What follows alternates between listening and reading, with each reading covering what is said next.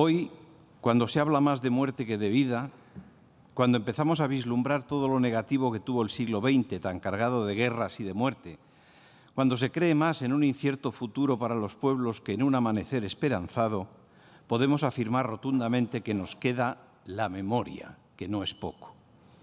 Esa memoria con la que hemos construido los cimientos de nuestra vida, palabra a palabra, melodía a melodía, hasta que se nos ha hecho tan necesaria como el aire que respiramos. El repertorio de expresiones populares y de canciones que cada uno de nosotros manejamos y que explica la verdad de nuestra existencia, lo hemos edificado atropando momentos felices, significativos, esenciales para el recuerdo de las personas y de las cosas. Si hay una característica que defina y ponga en común la historia de los pueblos es la necesidad de los individuos de permanecer y dejar a sus descendientes algo que recuerde su trabajo, sus preocupaciones o sus emociones. Esa inmanencia se percibe indefectiblemente en el interés del ser humano por nombrar o bautizar todo lo que le rodea, desde los pagos que construyen y definen un paisaje a través de sus peculiaridades, hasta los censos que registran apellidos, oficios y condición social. El lenguaje, por tanto, como medio de comunicación, pero también como recurso para limitar, precisar y diferenciar correctamente los contornos humanos y espaciales. En una época como la nuestra, en que casi nadie sabe ya lo que significa su propio nombre o su apellido, en que apenas se da importancia a la precisión lingüística o en que la humanidad se sumerge complaciente en una globalidad tan desmesurada como despersonalizada, recordar y enaltecer aquellas características que ayudaron a construir identidades, que contribuyeron a distinguirnos y a definirnos, parece un ejercicio imprescindible y saludable. Conozco a Modesto Martín Cebrián desde 1980. Podría decir que en todas las ocasiones en que colaboré con él en los primeros años de recopilaciones y difusión del patrimonio oral, percibí dos cualidades que se hacen patentes en su vida y en su obra: su curiosidad y la exhaustividad con la que pretendía y pretende satisfacerla. Frente a las recopilaciones exiguas que solíamos hacer por aquellos años, ya considerados los últimos para tantas cosas, Modesto nos ofrecía de vez en cuando cientos de canciones, de adivinanzas, de refranes, de trabalenguas, de cuentos, de expresiones populares que demostraban hasta qué punto seguía viva la tradición si uno la buscaba en la profundidad del alma y en la memoria de las gentes. Todas aquellas muestras populares, sin duda, le sirvieron para comprender mejor los motivos por los que la vida del ser humano se enriquece y se hace más grande si se acerca al conocimiento. Pico de la Mirándola, autor de lo que se llamó el Manifiesto del Renacimiento, lanzaba en una época tan importante para la historia de la humanidad una tesis abierta y atrevida. Solo el amor a la sabiduría y, por tanto, a la vida será capaz de regenerarnos, de hacernos renacer por encima del determinismo o de la suerte adversa. Por supuesto que conocía los problemas de su tiempo, que no se diferenciaban mucho de los de otras épocas, incluyendo la actual, pero invitaba a superarlos combatiendo principalmente con las armas de la reflexión. Las reflexiones de Modesto, sus intencionados recuerdos, nos servirán de guía esta noche para conocer un poco más acerca de la forma de celebrar la Navidad y los Reyes en el medio rural durante siglos. Hay una forma de morir en vida antes de nuestra desaparición física y consiste en renunciar a la curiosidad antes de llegar a ella, en no tener creencias porque pensamos que pertenecen a un mundo infantil que nos puede retener en el pasado. Tenemos que dejar de pensar en el pasado como esa cárcel en la que estamos atrapados y de la que hay que salir a toda costa. Y a ello nos puede ayudar el estudio de nuestra forma de ser y pensar, el amor y el respeto por lo propio que pueden obrar el milagro de la regeneración. Hace unos días leía unas reflexiones de Modesto en Facebook al contemplar el paisaje frontero a la viña de su bisabuelo, y no podía por menos que pensar como él en todas aquellas horas dedicadas por nuestros antepasados a construir con paciencia las bardas que separarían lo propio, lo conocido, de lo ajeno. Nadie escapa del misterio que somos. Podemos escapar de la vida de los demás, de los acontecimientos que nos rodean, de la realidad más palmaria y anodina, pero el espejo ese espejo que va acumulando las horas que construyen nuestro rostro, nos delata y nos devuelve una imagen que refleja los trabajos y los días, incluyendo en esos días todas aquellas extrañas sensaciones que hemos sentido en lo más íntimo al recordar, al revivir las Navidades en las que aprendimos a cantar, a imaginar, a asimilar los relatos antiguos como si fueran nuestros. De todo ello nos hablará ahora Modesto Martín Cebrián, y se cerrará el acto con la actuación de Tahona, grupo que tanto sabe sobre la parte musical de la Navidad, desde que en 1983 publicaron un trabajo discográfico titulado A la lumbre del portal. Con ellos les dejo y aprovecho para transmitir a todos mis mejores deseos de una feliz Navidad. Muchas gracias. Las manifestaciones navideñas de carácter dramático o autos del ciclo navideño se encuentran extendidas por buena parte de España, desde Cataluña a Andalucía y desde Mallorca a Canarias. Se trata de manifestaciones más o menos teatralizadas que se dan también en toda Europa y en el mundo de influencia cristiana. En el caso de Castilla y León, van desde las más simples, los ramos de Navidad, hasta las logas de la Cordera, las pastoradas y los autos de Reyes Magos. Actualmente hay que añadir los belenes vivientes, representaciones apenas teatralizadas y prácticamente mudas, a no ser los villancicos grabados que podemos escuchar desde altavoces dispuestos al mayor volumen posible y muchas veces cantados en inglés. Aunque en su recopilación e incluso en su interpretación estas representaciones suelen aparecer fusionadas, cada una de ellas, no obstante, poseen sus características e identidad. Así, mientras que en los ramos y las logas hay cantos y apenas diálogo, y en las pastoradas se intercala algún baile con diálogos, cantos y ofrecimientos, todas ellas se representan dentro del templo. En cambio, en los autos de Reyes nos encontramos con representaciones que se suelen realizar al aire libre, son más largas, con mayor diálogo y generalmente mayor atrezo, vestimenta y personajes. En general, estas manifestaciones poseen una estructura fija con una entrada o llegada al lugar, el posterior desarrollo del tema con monólogos, diálogos o cantos, finalizando con una despedida. El guión se compone de una parte central, la más amplia, y otra secundaria que con frecuencia es diferente incluso en una misma versión principal. La parte central, en muchas versiones, suele repetirse con ligeros cambios y es en la parte secundaria en la que los diferentes copistas, directores o intervinientes añaden o sustituyen según el interés, gusto, lugar o pueblo de representación. A veces incluso se cambia el número de personajes o de escenas dependiendo de quien se apropie de ellas para que las variaciones tanto de texto como de ritual sean más o menos acentuadas en el tiempo o en la propia composición. Así, la pastorada o cordera, al ser habitualmente un grupo concreto el que la representa, en este caso concreto los pastores del lugar, suele tener menos cambios que, por ejemplo, el auto de Reyes, que en general está abierto a toda la comunidad. Estas manifestaciones o autos de Navidad,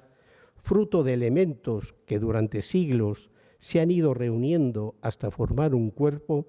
se basan en el relato bíblico que principalmente hace San Lucas, y a partir de él se utilizan otras fuentes, entre las que podemos citar algunos textos de los Evangelios y Hechos apócrifos, por ejemplo, el Evangelio del Tránsito de la Bienaventurada Virgen María, el Evangelio armenio de la infancia, el Evangelio árabe de la infancia, el Evangelio de la Infantia Salvatoris, el Protoevangelio de Santiago o el del Pseudo-Mateo. A ellos se suman las tradiciones difundidas por algunos padres de la Iglesia como San Agustín, Beda el Venerable o San Juan Crisóstomo, otros textos de interpretación como la Leyenda Dorada, el Novísimo Año Cristiano o el Vita Sanctorum, al igual que otras tradiciones y leyendas medievales, algunos autores de la Edad Moderna e incluso los propios personajes que las interpretan o los directores que las coordinan. De esta manera se recrean esos momentos y se conforman textos y narraciones populares sugerentes, cándidas, simples, ingenuas y muy directas que se intenta lleguen al máximo posible de gentes, estimulando también la piedad y el fervor, al ser representaciones coherentes, didácticas y comunicables por medio de símbolos muy simples y entendibles por todos. Con ello comprobamos que en estas, al igual que en otras expresiones de la religiosidad popular, se muestra una especie de trama en la que sus componentes parecen diferir en sus apreciaciones. Por un lado, la jerarquía, los pensadores y doctores de la Iglesia que inciden más en lo interior e intelectual, formulando los misterios y verdades que se deben creer. Y por otro, el pueblo creyente que parece interesarse por lo que aparenta ser nimio, anecdótico, sensible, eminentemente plástico, devocional, ritual, expresivo y festivo, exteriorizándolo socialmente mediante gestos, rituales devocionales, procesiones o iconografías en las que no pocas veces parecen subyacer la acción evangelizadora de la Iglesia en sus largos siglos de historia y los propios ritos ancestrales y creencias que anteriormente ya poseían los pueblos en su seno. Al ser los textos del teatro religioso castellano muy escasos, el origen de estas escenificaciones suele ser un tanto confuso, a pesar de que algunos estudiosos los sitúan incluso en el Alto Medievo. En sí, la Iglesia, que da una significación nueva a los viejos ritos y a los antiguos cultos precristianos y siempre se halla presta y alerta en atraer, copiar o crear imaginarios, desde muy pronto inundó de rituales y símbolos la liturgia con gestos, palabras, luz,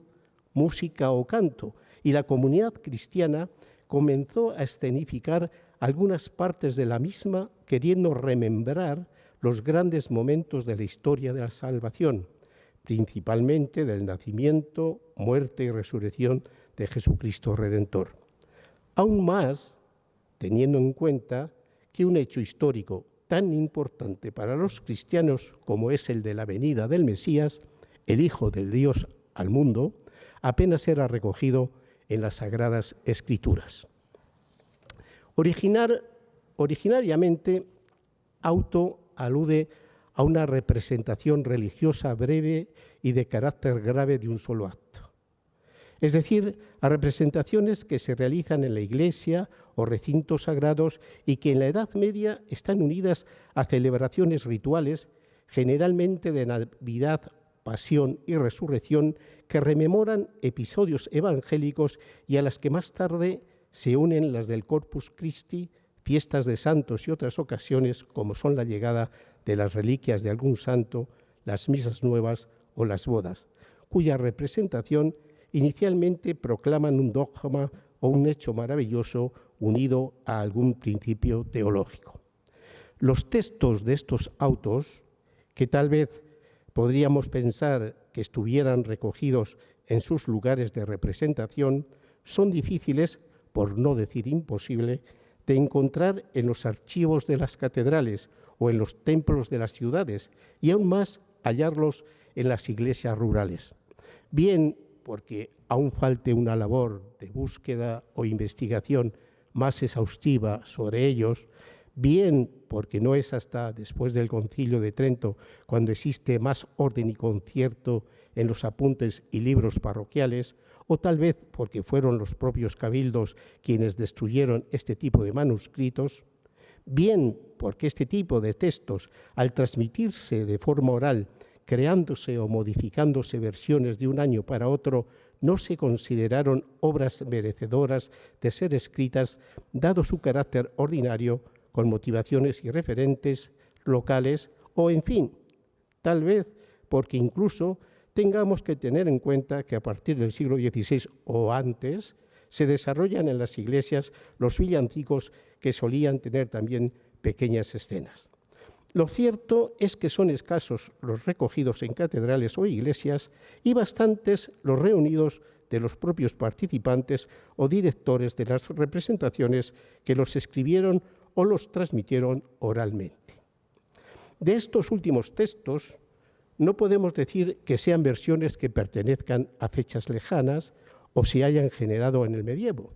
sino que, como recogen y argumentan Joaquín Díaz y José Luis Alonso Ponga, suelen ser de los siglos XVII o XVIII.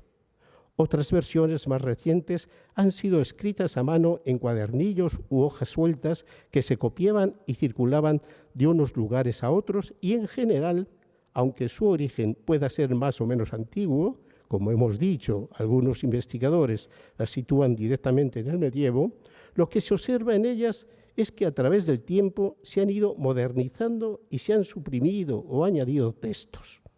Creo que es importante señalarlo porque es muy común oír, sobre todo en el trabajo de campo, que tal o cual representación data del siglo XIV, XV, XVI y el texto es de esa época. Así nos ocurrió, por ejemplo, cuando en los años 80 del pasado siglo recogimos la cordera del pueblo zamorano de Molacillos. Estas afirmaciones suelen ser falacias, pues casi todas las versiones que se han podido recoger presumiblemente provienen de algún autor clásico o han sido escritas por clérigos o personas próximas a la Iglesia, maestros de escuela o especialistas que, como dice Joaquín Díaz, crean, añaden o quitan textos, aunque muchas veces sean personas sin apenas estudios, pero sí sabios y letrados que recogen y producen por vía oral o escrita el sentir común de la gente, conservando de esta manera la memoria del lugar. Respecto al posible origen de estas manifestaciones,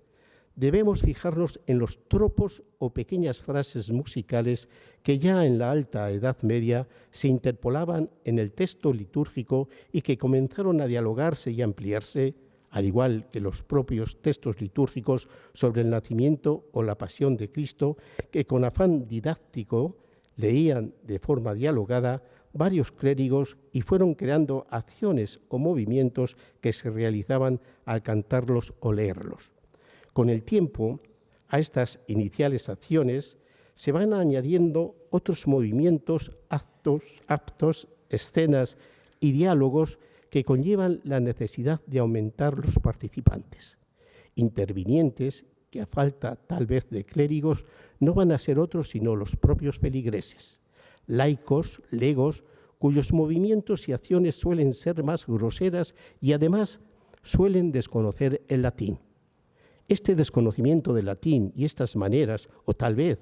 el afán didáctico de ridiculizar los vicios y ensalzar las virtudes, conducen a que los diálogos que se realizan se hagan de forma alternativa en latín y en lengua vernácula, y que algunas acciones o diálogos se vuelvan más vulgares e incluso cómicos o jocosos. Asimismo, en estas inicialmente breves representaciones, el tiempo se va ampliando, algunas escenas se incrementan y todos los diálogos terminan desarrollándose en lengua romance, lengua que es entendida por todos. De esta manera, los feligreses recuperan una participación en la liturgia interviniendo en actos un tanto paralitúrgicos en los que se incorpora la lengua que ellos conocen. En este sentido, debemos tener en cuenta que junto a estas representaciones didácticas se realizan otras que en las partidas de Alfonso X se señalan como juegos de escarnio,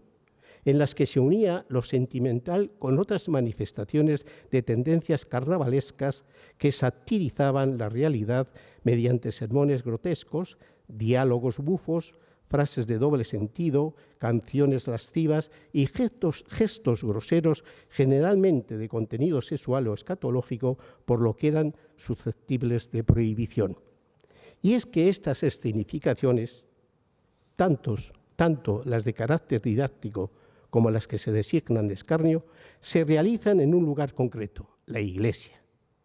sitio en el que se desarrolla el culto, la ceremonia litúrgica y además, y yo diría que muchas veces principalmente, se mantienen las relaciones sociales de la comunidad, en vigilias interminables donde se pasa el tiempo y se aunan lo social y festivo, lo sagrado con lo profano, una fusión que puede conllevar gran peligro para los propósitos de la fe y de la catequización, pero que es difícil evitar. Bien saben los pastores de la Iglesia que esos feligreses y letrados, y generalmente poco atraídos por los misterios de la fe, necesitan evangelizarse, pero también perciben que no es tan fácil desprenderlos de sus ancestrales costumbres tan arraigadas y generalmente tan poco cristianas. Por ello, buscan una evangelización sin grandes pretensiones dogmáticas, pero sí con una doctrina cristiana elemental que les haga acercarse al Cristo Redentor. Las constituciones sinodales, que recogen las disposiciones de las iglesias diocesanas, al igual que los señores obispos en sus visitas pastorales, muestran estas situaciones en las que el templo se ha convertido en el lugar de encuentro no solo para formar comunidad en los misterios de la fe y participar en los sagrados oficios, sino para otro tipo de actos. Así, por ejemplo, no son extraordinarias las anotaciones que los señores visitadores hacen en las que dicen que los fieles se abstengan de hacer representaciones, dormir y mantener relaciones carnales dentro del templo, al igual que comer, reír, cantar, bailar en él. Se suele creer que para el común de las gentes la acción evangelizadora de la Iglesia tuvo sus efectos de forma inmediata y temprana, y la fe impregnó rauda en la feligresía, con conversiones que lograron acrecentar a los creyentes que acudían con fervor y devoción al Santo Templo a participar en los santos misterios y oír la palabra divina. Pero generalmente la realidad fue otra bien distinta. Desde muy pronto la Iglesia, que a su vez va configurando su dogma con no pocos quebrantos, disensiones y herejías, tiene que enfrentarse a una feligresía que posee unas creencias anteriores que difieren del pensamiento cristiano y, dada la amplitud evangelizadora, se encuentra con curas párrocos que en parte desconocen en profundidad los santos evangelios y los mensajes de Cristo Redentor, aunque oficien el sacrificio de la Santa Misa como un drama en el que el sacerdote representa el papel de Cristo ante sus feligreses. De modo que, como señalan las constituciones sinodales, aún tratándose de una sociedad cristianizada, los parroquianos, sobre todo para la obligatoria misa dominical, muchos se dirigían a la iglesia, pero no entraban en ella. Se quedaban en la explanada que había delante y allí atendían sus asuntos sosteniendo animadas discusiones y litigios. Los más jocundos y los más jóvenes comenzaban largas partidas de dados y de cartas. Las mujeres, más asiduas y fieles a las ceremonias litúrgicas, frecuentaban puntualmente la iglesia, pero aprovechando las largas salmodias y las lecturas, a menudo incomprensibles para ellas, se dedicaban al charloteo y a la chismorrería con la amiga cercana, hasta el punto de estorbar el desarrollo de las funciones. Era costumbre difundida entre los fieles comenzar a despejar la iglesia mucho antes del fin de las ceremonias, sin esperar a que el celebrante pronunciara la fórmula de despedida. Por este motivo, desde finales del medievo, la Iglesia en general y la española en particular ve necesario reformar algunos aspectos del culto, en una Europa en donde la cohesión de la vieja cristiandad se debilita y surgen también los estados. En España, la convivencia entre las tres religiones del libro, que durante siglos se mantuvo y que a finales del siglo XV se rompe al ser dos de ellas expulsadas o vencidas, precisa que la religión triunfante, la de la Iglesia Católica, deba inculcar a todos los nuevos fieles el mensaje redentor de Cristo y hacer olvidar el del Islam o los viejos mensajes del Tanaj judío. Además, la jerarquía eclesiástica es consciente de que el conocimiento religioso de los viejos creyentes no pasaba de la memorización de algunas sencillas oraciones, el Padre Nuestro, el Credo y poco más, con unos oficios religiosos que se realizaban en latín y que generalmente no entendían. Encima, y por añadidura, también se es consciente de que la liturgia y paraliturgia precisan ir desechando todos aquellos ritos que, aunque despojados de su inicial sentido y revestidos de nuevos significados conforme al cristianismo, no dejan de ser en muchos casos indecorosos, llenos de burla y risa, supervivencias del paganismo, de ritos agropastoriles y prácticas o creencias atávicas, mágicas, supersticiosas, un tanto profanas, que alejan del auténtico culto y la liturgia. En consecuencia, en este aspecto, la Iglesia va a llevar a cabo un acercamiento litúrgico que permita que determinadas representaciones que sirven como recurso didáctico pastoral de adoctrinamiento se realicen en lengua romance, al tiempo que incorpora y transforma la deteriorada liturgia, reformando el culto para lograr el decoro litúrgico como primera norma catequética. Es decir, un cambio que no supone la supresión de todo tipo de representaciones, sino que paradójicamente toda esta pretensión catequética y proselitista de cambio y transformación, de mayor participación del feligrés según las reglas marcadas por la jerarquía y de acercar los oficios divinos al común de la gente, va a posibilitar un acercamiento de lo litúrgico y moral hacia lo dogmático, eso sí, intentando preservar o salvaguardar el decoro escénico, eliminando todo lo irreverente, blasfemo y que perjudica las buenas costumbres.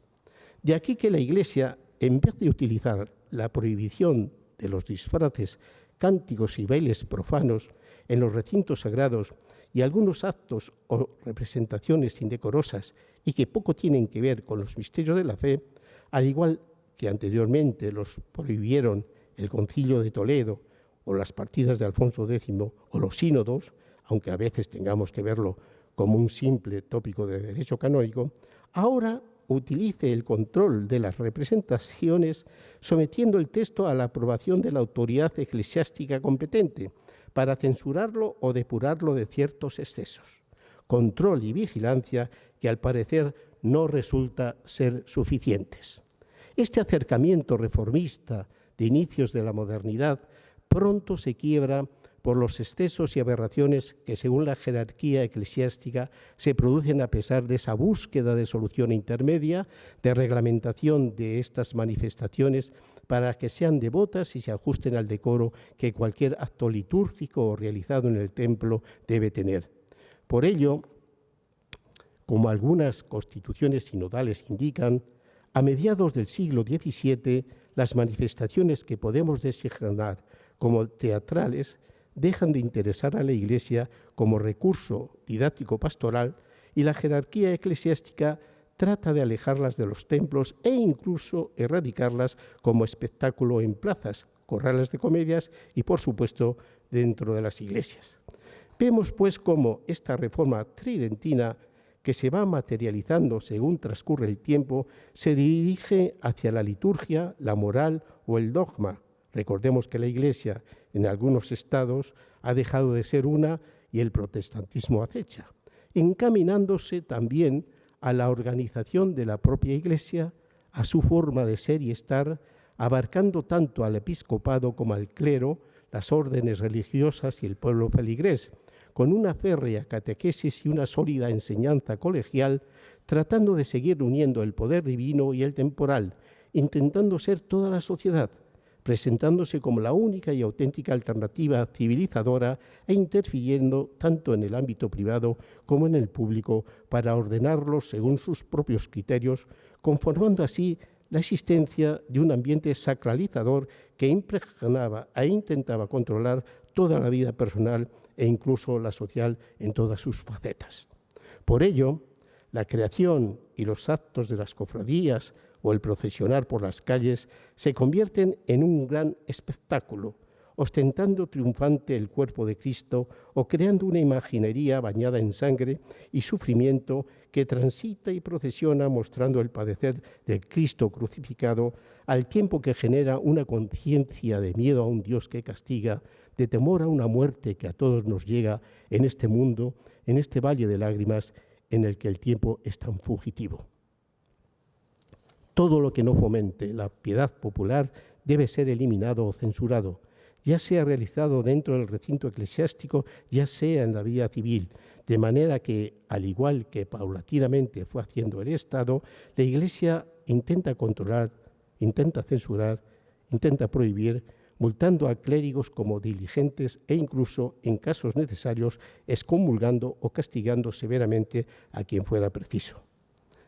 Unas constituciones añadidas a los sinodales del Obispado de Palencia del año 1678 que encontré en Villabrágima nos dan muestra de estos miedos y temores. Dice así: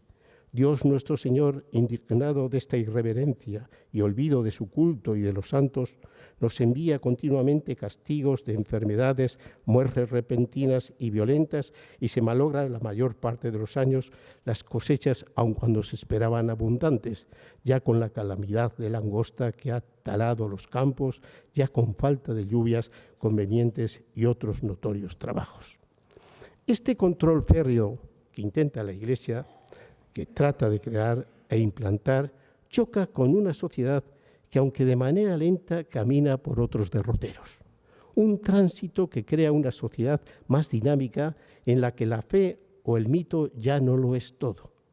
Ya no se cree que la verdad y el conocimiento estén solo en la Biblia y, por tanto, no sea necesario buscarlo fuera,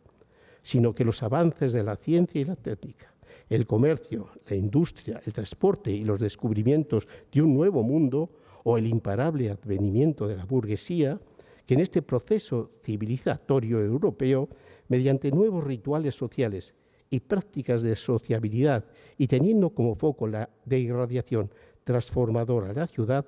va creando un nuevo orden económico, un pensamiento, unos gustos y unas costumbres o modales cimentados en el autocontrol, la moderación y el saber estar, el esfuerzo personal, la competitividad, el lucro, el consumo, las novedades, los grandes espectáculos, asentándolos en la razón y la ilustración, y no solo en la religión. De aquí que no pocas veces todas estas nuevas costumbres, y en el fondo esta nueva cultura, difieran de lo aconsejado por la Iglesia y también de la visión, las costumbres y las creencias de la otra sociedad más rústica y tradicional, es decir, del común de la gente y sobre todo del ámbito rural. No es hasta el siglo XVIII cuando comienza a deslindarse lo que hoy denominamos y diferenciamos como culto o como popular, pues hasta entonces ambos caminaban juntos. Al igual ocurre con la frontera entre lo sacro y lo profano, que no aparece más o menos nítida hasta mediados del siglo de las luces. En ese momento, en este siglo de la Ilustración, lo que se entendía como cultura popular o de carácter costumbrista, en el sentido de depositaria de lo nacional, fue la que intentó defenderse de lo que se consideraba una tendencia a la homogeneidad, a la instrumentalización de la cultura. Así comenzó, incluso en ambientes cultos e ilustrados, la recogida de tradiciones, poemas, cuentos, leyendas, romances, cantares, villancicos, versos callejeros, anécdotas, adivinanzas, chistes, fábulas, sátiras, ocurrencias, refranes y pastorelas, depositarios todos de esa cultura común. Ello nos hace pensar que tal vez, a lo largo de este proceso, en el que a mi juicio aún estamos inmersos cada vez más de manera globalizada, existe un miedo a la imposición de lo igualitario, a la uniformidad cultural, a ese proceso represor e inhibidor de conductas que en cierta manera sustrae nuestro ser, nuestra propia memoria y recuerdos, para integrarnos en otros conocimientos y memorias unitarias y globalizadoras. Por esta razón, y para terminar, me quiero referir a la inclusión de estas manifestaciones religiosas de carácter dramático no tanto como manifestaciones populares, que lo son, sino como manifestaciones tradicionales al ser heredadas entre generaciones, representadas generalmente por la gente del lugar y ser cercanas a las creencias, intereses y necesidades de la comunidad. Unas representaciones que, a mi entender, difieren de las representaciones que las localidades o las cofradías contrataban el día de una fiesta determinada, generalmente religiosa, o el día de la función. Estas comedias o funciones, así se llamaban las representaciones, se realizaban por actores profesionales o compañías, por cierto, muchas veces regidas por mujeres, estas compañías, contratadas para su representación, en las cuales las gentes de la localidad eran meros espectadores que mostraban tan solo su agrado o desagrado en su ejecución. En cambio, a propósito de las manifestaciones tradicionales, hay que hablar de intervinientes más que de actores, no solo porque en estas representaciones ni el público paga ni los actores viven de ellas, sino porque existe una parte importante de ritual que implica tanto al interviniente como al espectador. No es, por tanto, simplemente un espectáculo, sino también un rito que para la comunidad comporta unas creencias y unas consecuencias. Es decir, ese carácter mágico, litúrgico, luminoso de los rituales se encuentra presente en estas manifestaciones para ese público que año tras año, en una determinada fecha, realiza tal representación de temática fija y conocida por todos. El interviniente, aunque sea una persona especializada, ya que pueden ser varias las veces que ha realizado la interpretación, no trata sin más de agradar al público como puede ocurrir en lo que es propiamente teatro, ni tampoco intenta conciliar los gustos y las expectativas de unos y otros, sino que se limita a representar lo mejor que puede o sabe hacer aquello que forma parte de la tradición, de las creencias y esencias de esa comunidad de memoria, con sus miedos y esperanzas, con una mentalidad y una forma de ver la vida y de entenderla, en una suerte de participación colectiva por el logro de un bien común para la comunidad. Por lo cual, en este tipo de manifestaciones no importa tanto el aspecto técnico de montaje o atrezo, sino el texto y el propio interviniente con sus gestos, la intensidad y la entonación de la voz, la emoción y el sentimiento que impregne al acto. Considero que este aspecto ha de ser tenido en cuenta, pues mientras en el teatro, y según transcurre el tiempo, la parte escenográfica va a ser cada vez más importante para ambientar la escena o la obra, en estas manifestaciones tradicionales no ocurre así. La representación tendrá lugar, cuando sea posible, en la propia iglesia o en un lugar determinado del pueblo, sin apenas modificación del escenario natural. Lo que importa es la simbiosis intervinientes público y la catarsis que se alcanza.